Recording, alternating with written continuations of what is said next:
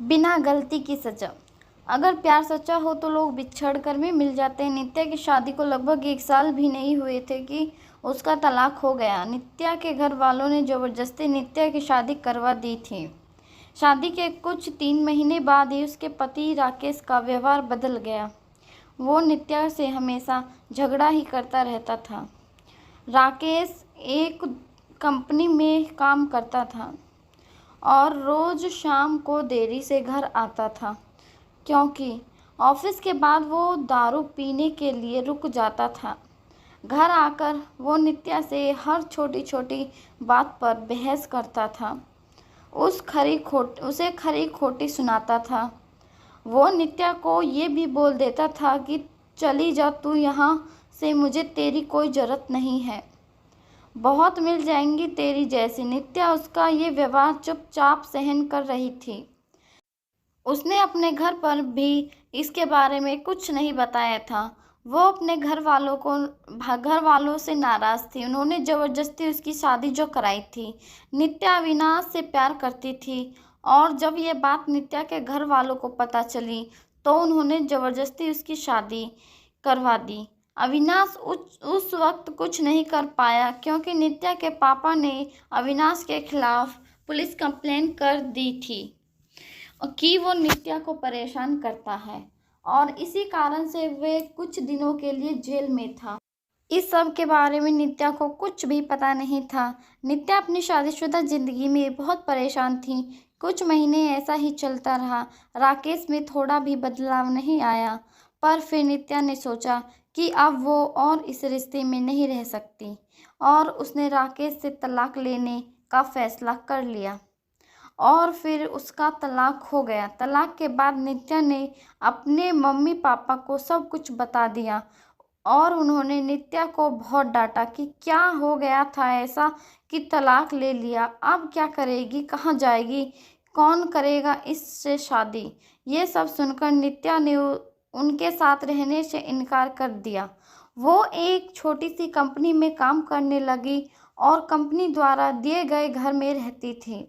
उसे कभी कभी अविनाश की बहुत याद आती थी, लेकिन उसने अविनाश से संपर्क करने की कोशिश नहीं की। वो सोचती थी कि अब वो किसी पर बोझ नहीं बनना चाहती, वो अपने पैरों पर खड़ा होना चाहती है। वो अपना पूरा समय अपने काम को देती थी। उसका काम इतना अच्छा था कि 4 महीने में ही उसका प्रमोशन हो गया और वो अपने डिपार्टमेंट की हेड बन गई। प्रमोशन के 1 महीने बाद उसे उसकी कंपनी की तरफ से एक मीटिंग अटेंड करने के लिए विदेश जाने का अवसर मिला। नित्या अपने काम में बहुत तरक्की कर रही थी। अब उसके मम्मी पापा को भी नित्या पर बहुत फक्र महसूस हो रहा था।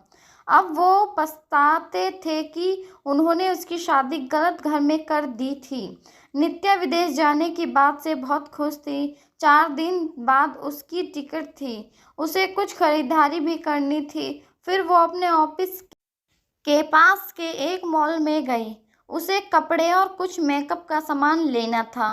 वो मॉल में घूम रही थी, कपड़े देख रही थी, तभी किसी ने पीछे से उसके कंधे पर हाथ रखा। वो पीछे मुड़ी देखने के लिए और वो बिल्कुल भी अपनी आंखों पर विश्वास नहीं कर पा रही थी। वो इंसान और कोई नहीं, अविनाश था। नित्या उसे देखती रह गई। उसे समझ नहीं आया कि वो अविनाश से क्या बात करे। अविनाश नित्या को देखकर बहुत खुश हुआ था। दोनों की आंखों में आंसू के साथ खुशी भी थी। अविनाश ने पूछा, तुम यहाँ अपने पति के साथ हो क्या? नित्या उससे नजरें चुराते हुए बोली। नहीं। अविनाश ने पूछा, कैसी हो? नित्या उससे बात नहीं करना चाहती थी। वो चाहती थी कि अविनाश को पता चले कि उसका तलाक हो गया है और वो अकेले रहती है।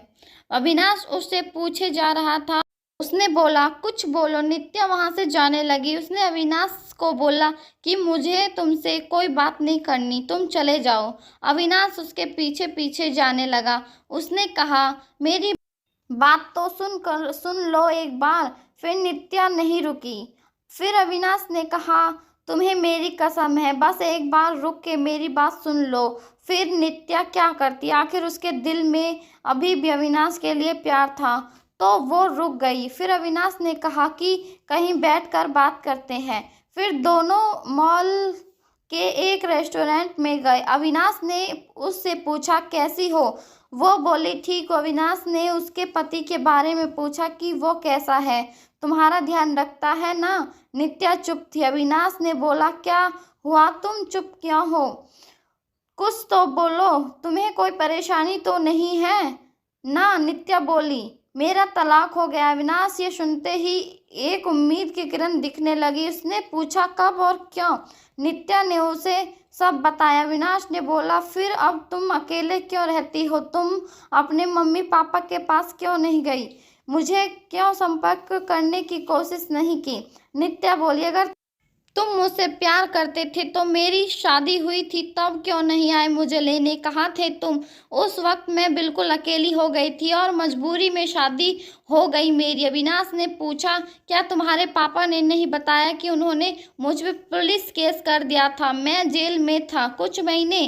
ये सुनते ही नित्या चौंक गई। उसने कहा कि मुझे इसके बारे में कुछ पता नहीं था। अविनाश ने उसे पूरी बात बताई। नित्या बोली, मैं माफ़ी मांगती हूँ तुमसे, अपने पापा की तरफ से। अविनाश ने कहा, अब तो बात को जाने दो, मैं भूल चुका हूँ वो सब, अब बस बात करो। अविनाश ने बिना देर किए उससे पूछ लिया, क्या तुम मुझसे शादी करोगी? नित्या बोली, क्या तुमने अभी तक शादी नहीं की? अविनाश ने कहा, नहीं, मैं अभी अपने करियर पे ध्यान दे रहा हूँ और यह कुछ काम से ही आया था।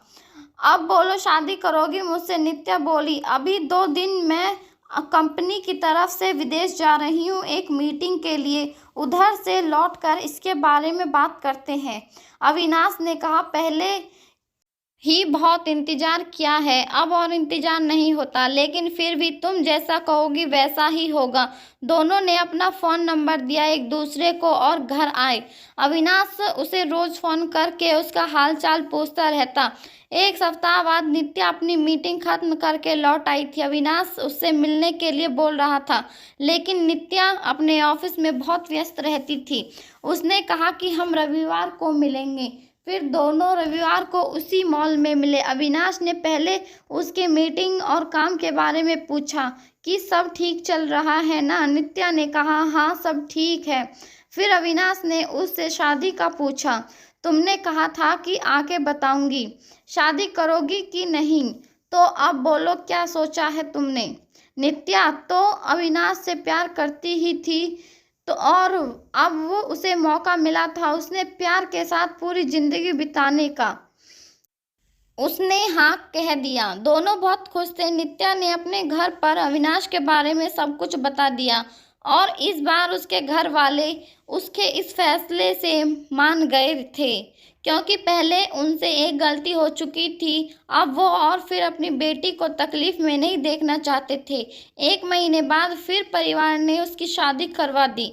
अविनाश ने अपना खुद का एक बिजनेस स्टार्ट किया था, तो अब नित्या उसके साथ उसके बिजनेस में हाथ बटाती थी और वो दोनों खुशी खुशी हमेशा के लिए एक साथ हो गए। उम्मीद आपको यह कहानी अच्छी लगी होगी और अगर अच्छी लगी तो प्लीज़ हमारे वीडियो को ज़्यादा से ज़्यादा लाइक करें, शेयर करें और कमेंट करें। मेरे चैनल को सब्सक्राइब जरूर करें। धन्यवाद।